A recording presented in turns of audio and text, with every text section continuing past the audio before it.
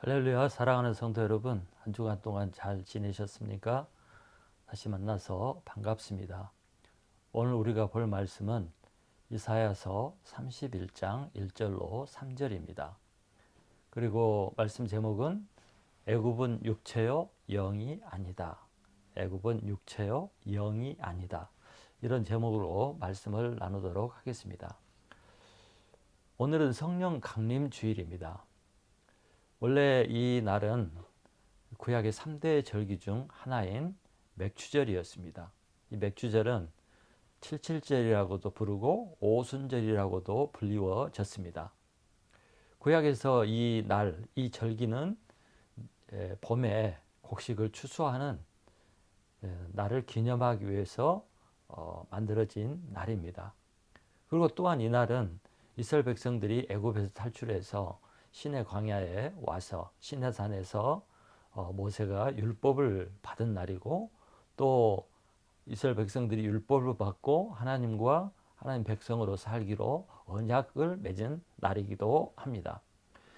이 날이 신약에서 예수님이 부활하시고 50일째 되는 날인데, 예수님께서 약속하신 성령이 임하신 성령 강림의 날이기도 합니다.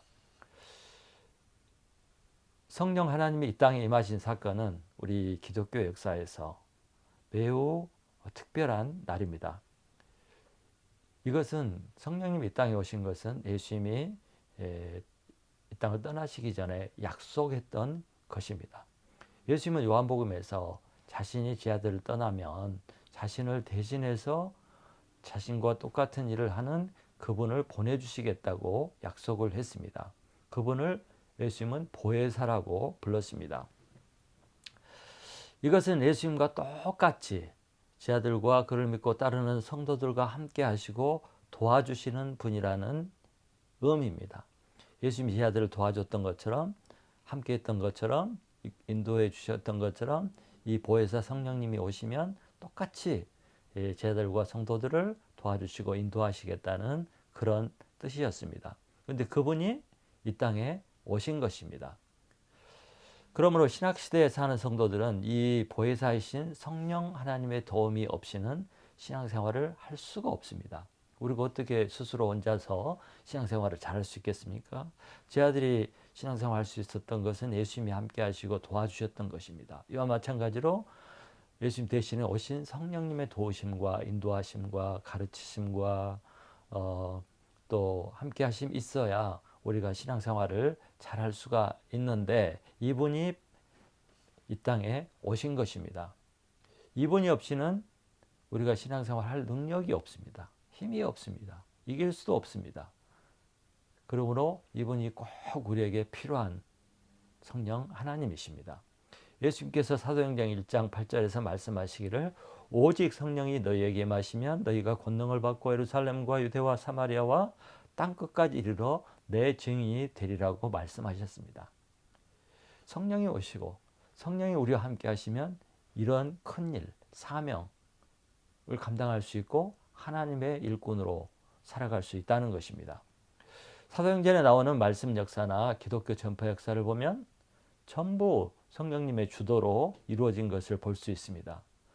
또 사도들과 제자들이 나가서 성령의 능력으로 사역했던 것을 볼 수가 있습니다. 서신서에도 계속해서 성령님이 반복되어서 언급되고 있습니다.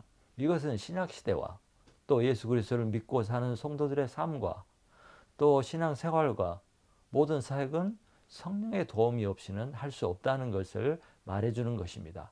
철저하게 성령 하나님을 믿고 의지하고 도움을 받아야 이 모든 것을 할 수 있다는 것입니다. 그런 점에서 오늘 저는 영에 대해서 말씀을 나누려고 합니다. 영, 스피릿에 대해서 말씀을 나누도록 하겠습니다. 자, 1절을 읽어보겠습니다. 1절. 도움을 구하러 애굽으로 내려가는 자들은 화 있을진저 그들은 말을 의지하며 병거의 많음과 마병의 심히 강함을 의지하고 이스라엘의 거룩하신 이를 앙모하지 아니하며 여호와를 구하지 아니하나니. 여러분, 이사야가 이 글을 기록하고 있을 당시 이스라엘은 지금 한국과 같이 힘싸움을 하는 강대국 사이에서 불안해하고 쩔쩔매고 어쩔 줄 모르는 상황에 있었습니다. 남쪽으로는 강대국 애굽이 있고 북쪽으로는 새로 제국을 만들어가는 강대국 호전적인 아시리아가 있었습니다. 아시리아는 제국을 팽창하기 위해서 이웃나라를 호시탐탐 노리고 또 정복해 나갔습니다. 이런 상황 속에서 약소국인 이스라엘은 어찌할 바를 몰랐습니다. 그들이 선택할 수 있는 길은 두 가지가 있었습니다. 하나는 본문에 나오는 것처럼 강대국 애굽을 의지하는 것이었습니다. 애굽의 도움을 청하는 것이었습니다. 애굽은 당시에 힘이 있고 큰 나라였습니다. 크고 강한 마병과 병거를 가진 그런 나라였습니다. 보병부대뿐만 아니라 요즘으로 말하면 탱크를 가진 그런 전차부대가 있었던 것입니다. 이 전차부대는 강하고 빨랐겠죠. 이 전차부대가 크고 많으면 전쟁에서 당연히 이길 수가 있습니다. 그래서 이스라엘은 이런 강한 나라인 애굽과 그 군대를 의지하고 선택하고 도움을 청하게 된 것입니다. 이것이 첫 번째 선택 사항이었습니다. 다른 한 가지 선택은 무엇이겠습니까? 하나님의 도우심을 구하는 것이었습니다. 하나님은 전능하신 분이고 이스라엘과 그동안 함께 있고 도와주셨던 분입니다. 하나님이 크고 위대한 분이죠. 그럼에도 불구하고 1절에 보면 이들은 거룩하신 하나님을 앙모하지도 않고 도움도 청하지 않았습니다. 이 두 번째 선택, 이 선택을 무시한 것입니다. 왜 그렇게 했겠습니까? 왜 강대국 애굽을 선택하고 하나님은 선택하지 않았을까요? 이들 생각에 아시리아와 같은 강한 군대를 가진 이 나라를 이기기 위해서 이 나라로부터 자신들을 구원해 주기 위해서는 애굽이 더 낫다고 생각을 한 것입니다. 하나님도 도움이 안 되겠다고 생각을 한 것입니다. 하나님보다 애굽이 실제적으로 더 힘이 있고 실제적으로 자기를 도와줄 수 있는 그런 존재라고 생각을 한 것입니다. 그래서 두 번째 선택, 하나님은 안중에도 두지 않고 포기를 한 것입니다.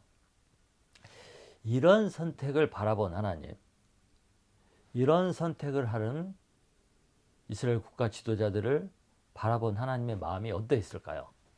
1절을 보십시오. 도움을 구하러 애굽으로 내려가는 자들은 화있을진저라고 말씀했습니다. 하나님께서 하나님보다 애굽을 선택한 이런 나라와 이런 지도자들, 그 백성들에게 화를 내리시겠다고 말씀한 것입니다. 3절에 보면 벌을 내려서 멸망시키겠다고 말씀했습니다. 하나님이 화가 나신 것입니다. 하나님의 자존심이 너무 상했습니다. 분했습니다. 하나님이 선택해서 제외되고 무시받은 거, 애굽의 말보다도 병거보다도 군대보다도 못한 존재로 취급을 받았을 때 하나님이 화가 나신 것입니다. 그래서 그 결과 하나님이 화 있을진저 하면 멸망시키겠다고 말씀했습니다. 이스라엘이 어떤 나라입니까? 이스라엘은 하나님을 믿고 사는 나라요, 그 백성들입니다. 하나님만 섬기고 하나님만 의지하고 하나님만 도움으로 삼고 살아야 되는 민족이 이스라엘 하나님의 백성들입니다. 그리고 실제로도 하나님께서 오늘날까지, 오늘 이 말씀이 있을 때까지 하나님께서 항상 이스라엘의 편이 되어주시고 문제와 사건마다 절망적인 상황마다 도와주시고 해결해 주셨습니다. 여러분, 애굽에서 권능으로 구원해내시고 홍해를 갈라서 건너가게 하시고 광야에서 40년을 먹이시고 입히시고 마시게 하셨습니다. 그리고 가나안 땅에 사는 가나안 7족속을 물리쳐 주시고 그 땅을 차지하도록 주신 분이 하나님이십니다. 그런데 이런 하나님을 무시하고 아예 선택해서 제해버리고 애굽을 의지한 것입니다. 하나님을 무능하고 도움이 안 되는 분으로 취급을 한 것입니다. 그래서 하나님은 화가 나서 심판하겠다고 하신 것입니다. 이 모습을 보면 저는 하나님을 믿는다고 하고 신앙생활을 하면서 사는 오늘날 크리스찬들, 나를 포함해서 오늘날 크리스찬들의 모습이 아닌가 그런 생각을 하게 됩니다. 뿐만 아니라 강대국 사이에서 쩔쩔매고 있는 대한민국 나라가 생각이 되었습니다. 요즘 한국이라는 나라가 본문에 나오는 이스라엘 백성들과 이스라엘 나라와 비슷한 상황에 있다는 생각이 들었습니다. 강대국 사이의 싸움판에 끼어서 어쩔 줄 모르고 뭘 선택할까, 이리 갈까 저리 갈까 우왕좌왕 방황하는 이 한국의 모습, 정부의 모습을 보게 됩니다. 미국의 군대와 미국의 병거와 미국의 힘을 보고 그들을 의지하고 도움을 구하고 있습니다. 애굽을 의지하는 것과 똑같습니다. 하나님보다 미국을 구세주로 여기고 하나님보다 강대국을 의지하고 사람을 의지하는 것이 옳지 않습니다. 현재 한국 기독교도 그렇습니다. 하나님보다도 강대국을 의지하고 사람을 의지하고 이렇게 나아가는 것을 보게 됩니다. 우리 자신은 어떻습니까? 문제 앞에서 하나님보다 돈을 의지한다거나 물질을 의지한다거나 또 힘 있는 사람들을 의지한다거나 또 세상 지혜를 의지한다거나 이런 것들을 동원하고 이런 방법으로 문제들을 해결해 보고자 하는 이런 생각을 가졌다면 이것은 하나님을 무시하는, 하나님을 모르는 그런 것입니다. 그럼 여러분, 왜 이스라엘은 하나님보다 애굽을 더 의지했을까요? 왜 성도들이 딱 문제가 생기면 하나님보다 세상 방법을 더 찾고 눈에 보이는 것을 의지하고 그것이 없으면 절망하고 끝났다고 생각하고 어찌하든지 도움을 이웃으로부터 사람으로부터 찾는 이런 행동을 할까요? 하나님께서는 이 이스라엘 백성들의 판단과 어리석음을 오늘 본문에서 지적해 주고 있습니다. 그것은 어리석은 선택을 하고 어리석은 판단을 하고 어리석은 것을 의지하는 것은 정말 무엇이 힘이 있고 누가 강하고 어디에 능력이 있고 무엇이 나에게 도움이 되는 존재인가 이것을 잘 몰라서 어리석은 선택을 하고 어리석은 것들을 의지하는 것입니다. 몰라서. 3절을 읽어보겠습니다. 그래서 하나님 말씀하십니다. 3절에서 애굽은 사람이 아니요 애굽은 사람이요 신이 아니며 그들의 말들은 육체요 영이 아니라 여호와께서 손을 펴시면 돕는 자도 넘어지며 도움을 받는 자도 엎드러져서 다 함께 멸망하리라. 하나님께서 지금 신, 곧 영에 대해서 언급하고 있습니다. 애굽 사람은 신이 아니다. 여기서 신은 영적인 존재를 말합니다. 그러면서 애굽의 말들은 육체요 영이 아니다. 이렇게 말씀하고 있습니다. 여기서 말은 horse, 타는 말이죠. 군인들이 타는 말. 그래서 애굽 사람은 신이 아니고 애굽의 말들은 영이 아니다. 신과 영에 대해서 언급하고 있습니다. 여러분, 이 우주에는, 이 세상에는 두 가지 존재가 있습니다. 영적인 존재가 있고 물질로 구성된 존재가 있습니다. 물질적인 존재죠. 그래서 영적인 존재는 하나님, 또 신들, 천사들, 악령 귀신들 이런 존재가 영적인 존재죠. 그리고 육적인 존재, 물질적인 존재는 동식물, 또 무생물, 이런 것들이 물질로 구성된 육체를 가진 존재들입니다. 우리 인간은 두 가지로 구성이 되어 있어요. 영도 있고 육체도 있는 이런 존재입니다. 영적인 존재를 우리는 신이라고 부릅니다. 성경에서도 신이라고 합니다. 이런 신들이 부리는 존재가 영적인 존재인 천사나 마귀입니다. 귀신들입니다. 신에도 계급이 있고 위치가 있고 그 높은 신이 부리는 존재가 천사거나 혹은 귀신이죠. 우리가 믿는 이 하나님, 영이시죠. 또 성령 하나님이 영이시죠. 예수님도 영으로 존재했다가 이 땅에 육체를 입고 오셨다가 다시 하늘로 돌아가셨습니다. 예수님 대신에 오신 그 영, 그분이 바로 성령 하나님이십니다. 보혜사 성령님이십니다. 자, 오늘 하나님이 말씀하신 것처럼 애굽 사람이나 애굽의 말들은 육체를 가진 존재들입니다. 애굽 사람과 애굽에 있는 말은 힘과 권력과 능력을 상징합니다. 당시 애굽은 강대국이었습니다. 모든 주위 나라를 지배할 수 있고 이길 수 있는 힘 있는 나라였습니다.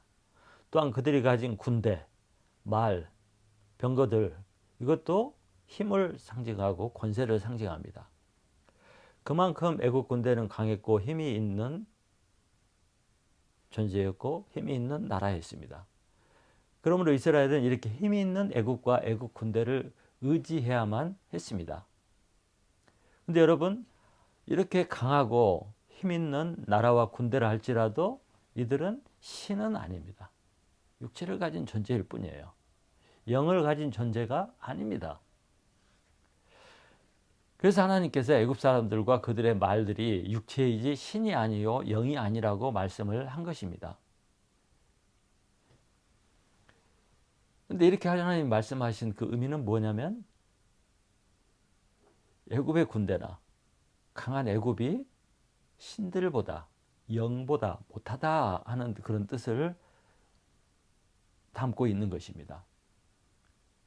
그래서 영이 아닌 애굽이나 애굽의 말, 병거, 군대를 의지하는 것은 어리석다 하는 것을 지금 가르쳐주고 있는 것입니다. 여러분, 어떤 강한 육체, 힘 있는 육체적인 존재보다 더 강한 것이 영이고 신입니다. 이것을 하나님이 말씀하고 있는 거예요.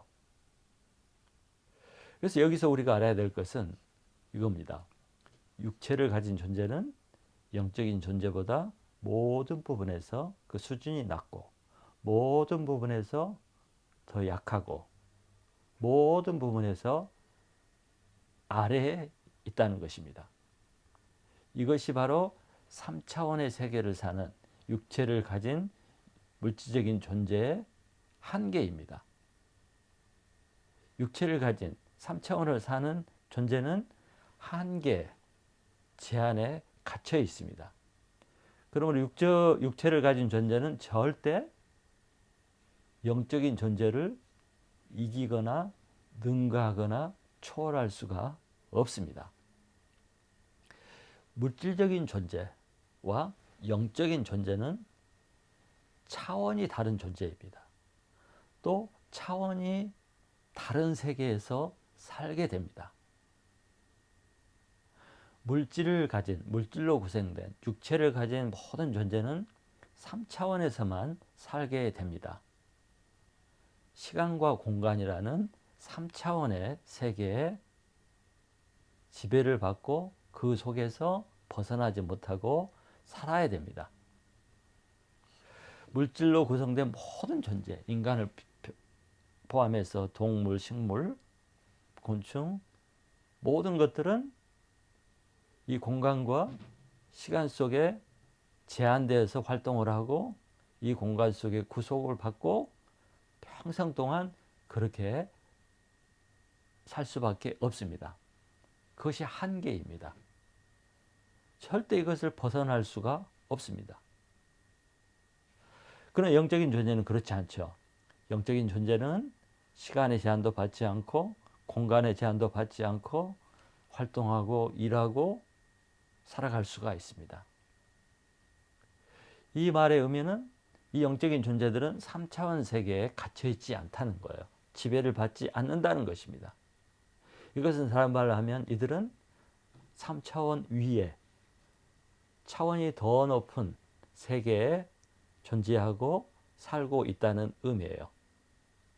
이 영적인 존재는 조금 전에 얘기했던 것처럼 시공간을 뛰어넘어서 이 3차원의 세계를 뛰어넘어서 존재하고 살아가기 때문에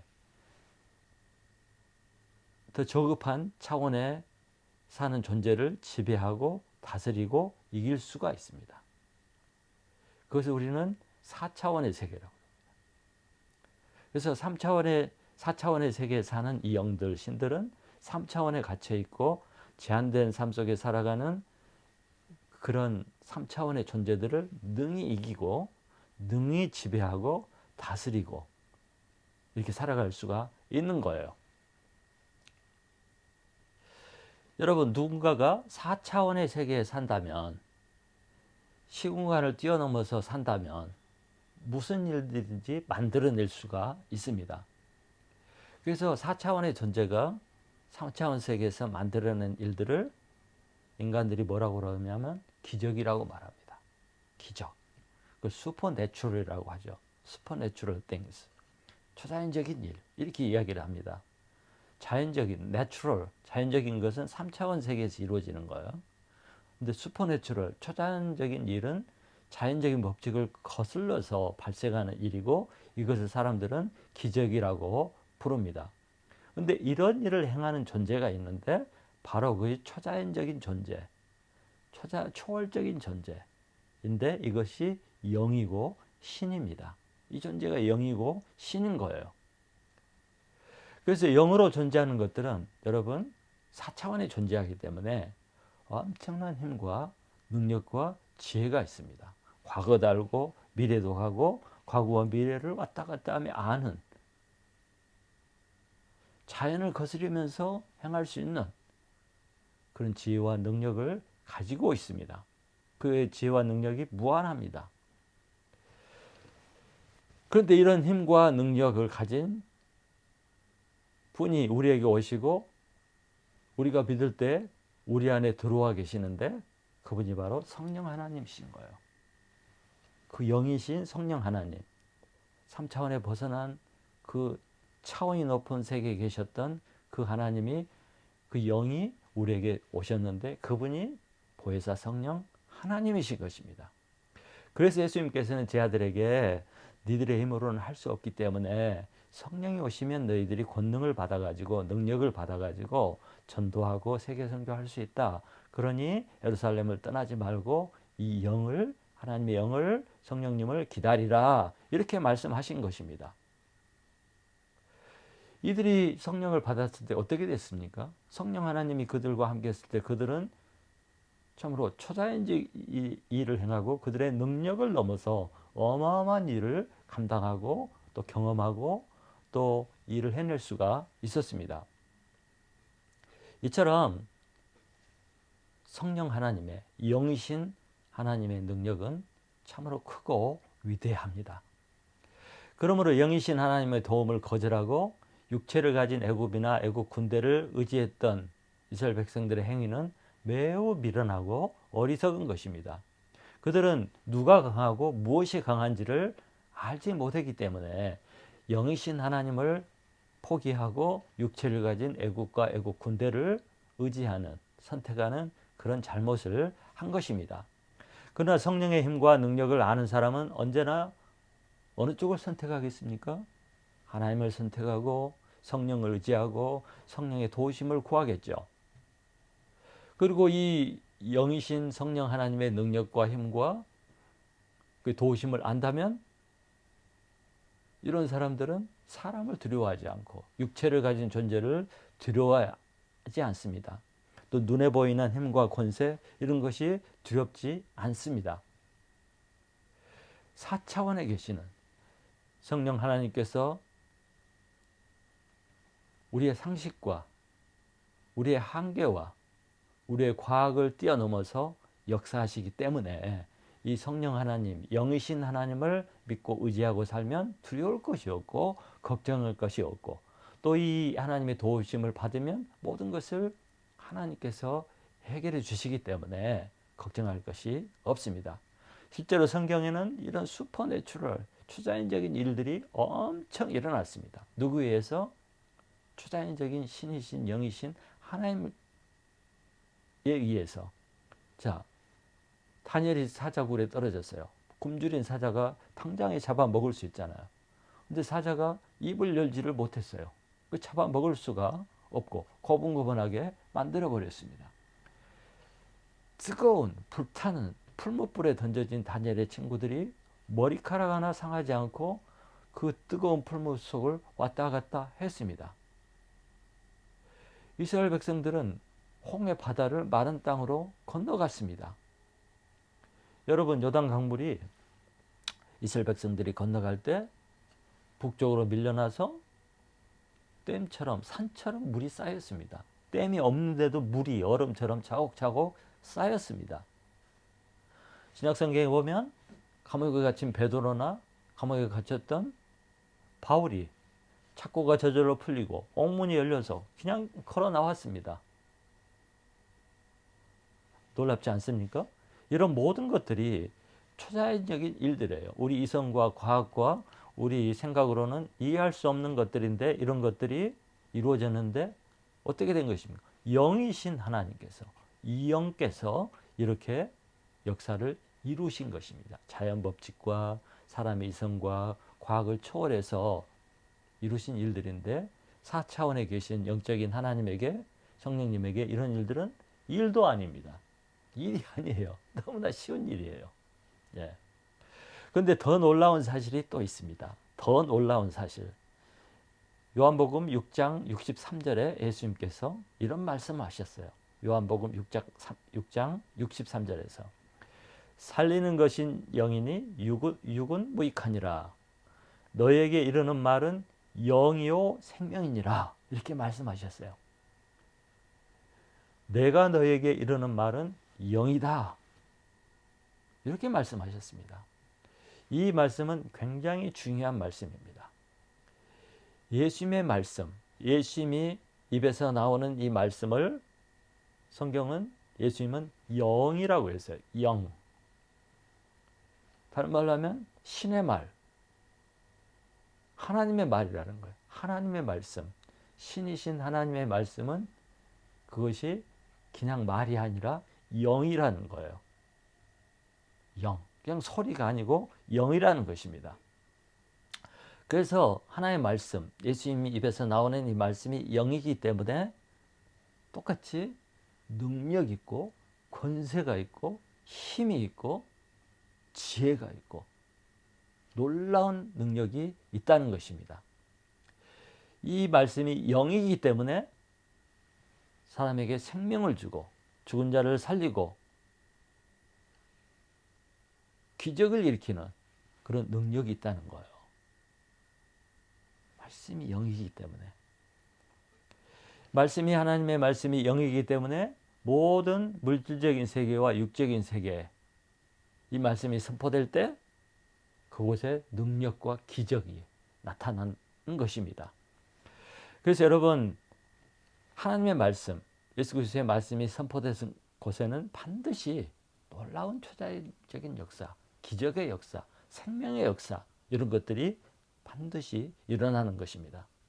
예수님의 말씀이 선포될 때 말씀이 선포되자 죽은 나사로가 살아났어요. 죽은 야이로의 딸이 일어났어요. 장사 지내러 가는 청년이 일어났습니다. 예수님의 말씀이 선포될 때 소경이 눈을 뜨고 중풍병자가 일어나고 안진뱅이가 일어나고 기머거리게 귀가 열리고 이런 놀라운 역사들이 일어났습니다. 뿐만 아니라 예수님 말씀이 영이시기 때문에 영이신 말씀이 선포되니까 악령과 귀신들이 떨고 쫓겨가는 역사가 일어나고 귀신 들린 사람들이 자유를 얻게 되었습니다. 심지어 바람과 바다도 자연도 잠잠하고 순종했습니다. 예수님뿐만 아닙니다. 이 말씀을 믿고 순종해서 선포하는 주의 종들의 말에 따라서 초자연적인 기적과 역사가 또 일어납니다. 우리가 영인 하나의 말씀을 사용해서 말하고 선포할 때 그곳에도 똑같은 이런 초자연적인 기적의 역사, 생명의 역사, 구원의 역사, 치료의 역사가 일어난다는 것입니다. 왜 그렇습니까? 왜 그렇습니까? 우리에게 능력이 있어서 그런 것이 아니라 우리가 전하는 선포하는 이 말씀이 영이기 때문에 능력이 있기 때문에 그런 역사가 일어나는 것입니다. 영이신 말씀이 선포되면 4차원의 세계에서 역사가 일어나고 그 결과 3차원에서 기적이 나타나는 것입니다. 4차원의 말씀인 영이신 하나의 말씀이 선포되니까 3차원이 복종하고 순종하고 해서 기적이 나타나는 거예요. 치료가 나타나는 거예요. 고장났던 것이 정상으로 되는 거예요. 왜? 높은 차원에 아래 차원에 있는 사람은 높은 차원에 있는 사람에게 순종하거든요. 아래 차원에 있는 존재는 높은 차원에 있는 존재에게 순종하거든요. 그래서 영인 하나님의 말씀이 선포되면 더 낮은 3차원의 세계에서 그런 능력과 기적이 나타나는 것입니다. 여러분, 하나님의 말씀은 그냥 글이나 소설이나 좋은 말이 아닙니다. 종이에 쓰여진 그런 글이 아닙니다. 사람에 의해서 나온 그런 소리가 아닙니다. 또 위대한 석가모니나 누구의 마호메트나 철학자나 심리학자들이나 그런 사람들이 뱉은 말이 아닙니다. 거기에 속한 말이 아닙니다. 이것들은 다 육체에서 나온 말들이고 육체에 속한 3차원에 속한 말들이고 뜻입니다. 그러나 하나님의 말씀은 육에 속한 것이 아니고 3차원에 속한 것이 아니고 영적인 세계에 속한 영입니다. 전혀 다른 세계에서 존재하는 그런 영입니다. 하나의 말씀은. 그래서 이 말씀이 선포되면 능력이 나타나고 기적이 나타나는 것입니다. 베드로전서 6장 66절에서 하나님의 말씀을 생명의 말씀이라고 했습니다. 오직 하나님의 말씀만 인간에게 생명을 줍니다. 살아나게 합니다. 구원을 일으킵니다. 또 창세기 1장에 보면 하나님이 우주 만물을 창조했을 때 뭘로 창조했습니까? 물질로 창조한 게 아니에요. 말씀으로 창조했어요. 말씀하시되 하면 존재했습니다. 또 히브리서 11장 3절에서 모든 세계가 하나님의 말씀으로 지어졌다고 말씀하고 있고 우리가 보이는 것은 나타난 것으로 된 것이 아니라고 그랬어요. 보이는 모든 존재는 물질로 되어 있습니다. 그러나 이 물질로 인해서 존재하게 된 모든 모양과 모든 존재들은 원래 하나님의 계획으로 말씀을 선포할 때 이 말씀이 나가서 만들어낸 것들입니다. 그래서 모든 보이는 것들은 영이 창조한 것입니다. 그래서 하나님께서 이스라엘 백성들에게 애굽과 애굽의 군대와 말들이 육체요 영이 아니라고 말한 것입니다. 이 말씀은 강대국 애굽을 의지하거나 그들이 가진 말이나 병거 같은 무기를 의지하는 것은 어리석다는 것을 말하고 실패할 수밖에 없다는 것을 말해주는 것입니다. 그들이 진정으로 의지할 것은 영이신 하나님이었습니다. 우리가 진정으로 의지할 것은 영이신 하나님, 또 영인 하나님의 약속의 말씀입니다. 아멘. 우리 하나님은 영이십니다. 단순히 영 중에 하나가 아니고 영 중에 영입니다. 왜냐하면 모든 것들이 하나님에서 나왔기 때문에 가장 위에 계신 뛰어나신 영이십니다. 이분이 여호와 하나님이십니다. 이 여호와 하나님은 모든 영들을 다스리시고 모든 육체를 다스리는 그런 분입니다. 그래서 모든 영들은 이 하나님 앞에 무릎을 꿇고 복종을 합니다. 영들까지 복종하고 순종하고 무릎을 꿇게 하시는 이 하나님을 우리는 아버지라고 부르고 또 이 하나님을 의지하고 살아가고 있습니다. 얼마나 큰 축복입니까? 이 하나님을 대적하거나 반대하거나 도전하는 자는 있을 수 없고 그렇게 하는 자는 반드시 망하게 됩니다. 가루가 되어버립니다. 흔적도 없이 사라지게 됩니다. 그럼 우리는 영이신 하나님과 영이신 그 하나님의 약속의 말씀을 믿고 신뢰하고 붙잡고 의지하고 살아야 되는 거예요. 우리에게 그런 은혜를 축복을 주셨습니다. 얼마나 큰 특권입니까? 하나님이 이스라엘 백성들이 영이시고 영적인 세계를 지배하시는 하나님을 의지하라고 이렇게 말씀하고 있습니다.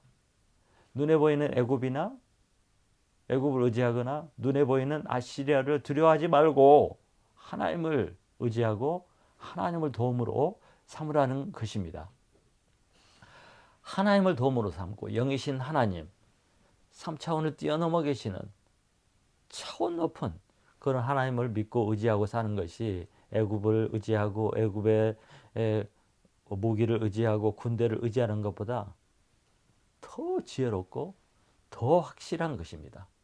핵무기보다 낫고 미국보다 낫고 어떤 재벌보다 나은 것입니다. 이것을 우리는 알아야 됩니다. 우리 하나님은요, 3차원을 뛰어넘어서 4차원에 계신 분이 아니라 하나님에게는 차원이 없어요. 10차원인지 100차원인지 하나님은 차원이 없이 모든 것을 뛰어넘은 그런 분이십니다. 그런 분을 우리가 아버지로 모시고 살아가고 있습니다. 우리 하나님에게는 과거와 현재와 미래가 구분되어 있지 않습니다.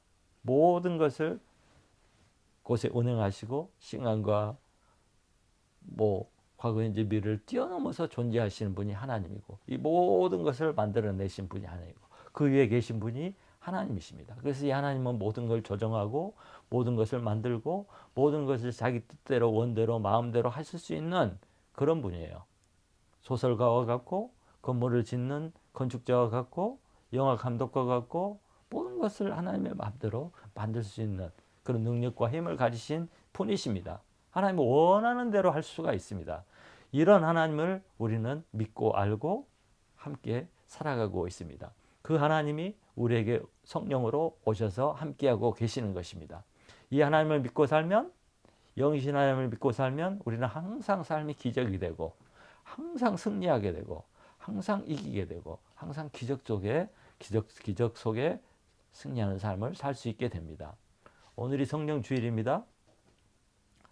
성령 강림 주일을 맞아서 생각해야 될 것이 무엇이겠습니까?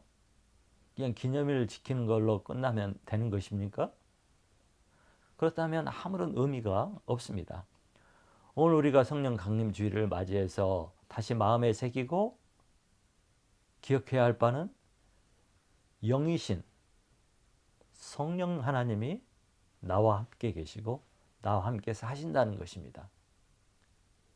그리고 이 성령님은 영이시기 때문에 초월적인 분이기 때문에 대단한 능력과 지혜와 힘을 가지신 분이라는 것입니다. 이분이 우리를 도와주시고 이분이 우리를 이끌어 주시고 이분이 우리와 함께 하시기 이 사실 우리의 보혜사로 우리를 도와주시는 분으로 함께 한다는 사실 이것을 믿고 알고 의지하는 것 그런 날이 되어야 합니다. 이 하나님을 알 때, 이 성령 하나님을 알 때 우리가 어떻게 살아야 되는가 결론이 나옵니다. 매일 매 순간 성령 하나님 안에서 우리 안에서 거하시고 또 우리를 도와주시는 정말 리얼한 살아계신 이 성령님을 찾고 구하고 의지하고 살아가는 삶이 되어야 하는 것입니다. 그러면 우리가 어떻게 되겠어요? 이 영이신 초월에 계시는 권능의 성령 하나님이 나와 함께 하신다면 우리는 정말 비범하고 두려움 없고 특별하고 초자연적인 삶을 살아갈 수가 있는 것입니다. 사랑하는 성도 여러분, 이 성령 강림 주일에 이 주일을 기념할 뿐만 아니라 이 성령 하나님이 나와 함께 하신다는 거, 또 나와 동행하시고 내 안에 거하신다는 이 사실을 믿고 알고 기억하고 그 은혜를 꼭 붙잡고 승리하는 삶을 살아가는 저와 여러분이 되시기를 간절히 축원합니다.